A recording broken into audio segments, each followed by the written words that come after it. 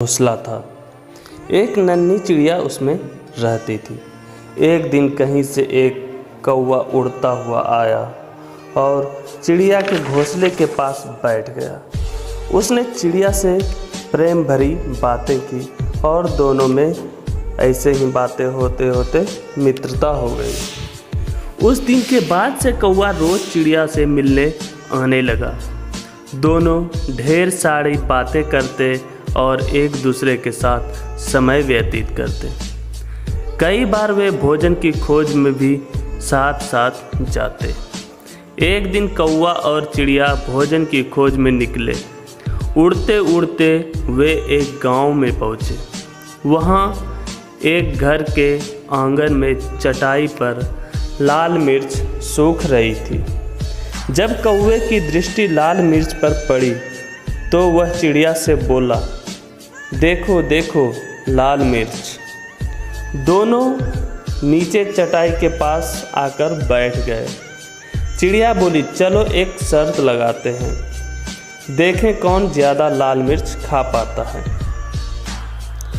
कौवा बोला, ठीक है, लेकिन जो जीता वे दूसरे को खा जाएगा। ऐसा कौवे ने कहा और कौवा शर्त लगाने के लिए तैयार हो गया। चिड़िया ने सोचा कौवा तो मजाक कर रहा है, इसलिए वह तैयार हो गई। दोनों ने लाल मिर्च खाना प्रारंभ किया। चिड़िया ईमानदारी के साथ इस शर्त में थी, इसलिए ईमानदारी से मिर्च खा रही थी। लेकिन कौवा चिड़िया से नज़र बचाकर बेईमानी करने लगा। वह कुछ मिर्च तो खाता, लेकिन कुछ चटाई के नीचे छुपा देता। इस बेईमानी के कारण कौवा जीत गया। जीत की खुशी में वह चिल्लाया, मैं जीत गया, मैं जीत गया, अब मैं तुम्हें खा जाऊंगा। कौवे की बात सुनकर चिड़िया बहुत दुखी हुई। वह तो कौवे को अपना मित्र समझती थी, लेकिन कौवे ने अपनी असली रंग दिखा ही दिया। कौवा चिड़िया को खाने के लिए उतावला होने लगा। तब चिड़िया बोली, ठीक है, तुम मुझे खा सकते हो, लेकिन मुझे खाने के पहले अपनी चोंच धोकर आओ। पता नहीं तुम क्या क्या खाते हो और तुम्हारी चोंच बहुत गंदी रहती है।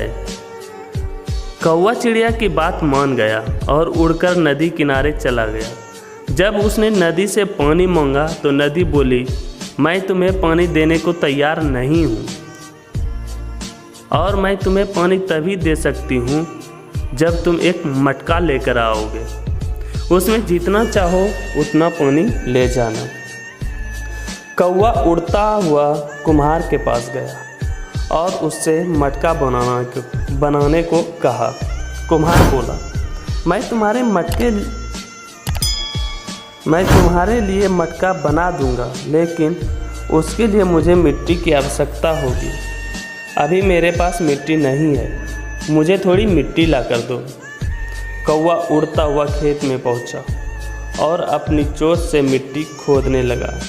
तब धरती उससे कहती है कि पूरी दुनिया जानती है कि तुम कूड़ा और गंदगी खाते हो, इसलिए मैं तुम्हें अनुमति नहीं दूंगी कि तुम मेरी मिट्टी पर अपनी चोंच मारो। इसलिए यदि तुम्हें मिट्टी चाहिए तो कुदाल लेकर आओ। कौवा लोहार के पास गया और उससे बोला, मुझे एक कुदाल बना कर दो। लोहार बोला, यदि तुम्हें कुदाल चाहिए तो मुझे आग ला कर दो। कौवा पास ही स्थित एक किसान के घर गया। वहाँ किसान की पत्नी खाना बना रही थी। कौवा उससे बोला, मुझे आग चाहिए। किसान की पत्नी ने चूल्हे में जलती हुई एक लकड़ी निकालकर कौवे की चोंच पर रख दी। आग की लपट उसके पंखों तक पहुंच गई और कुछ ही देर में कौवा जलकर भस्म हो गया।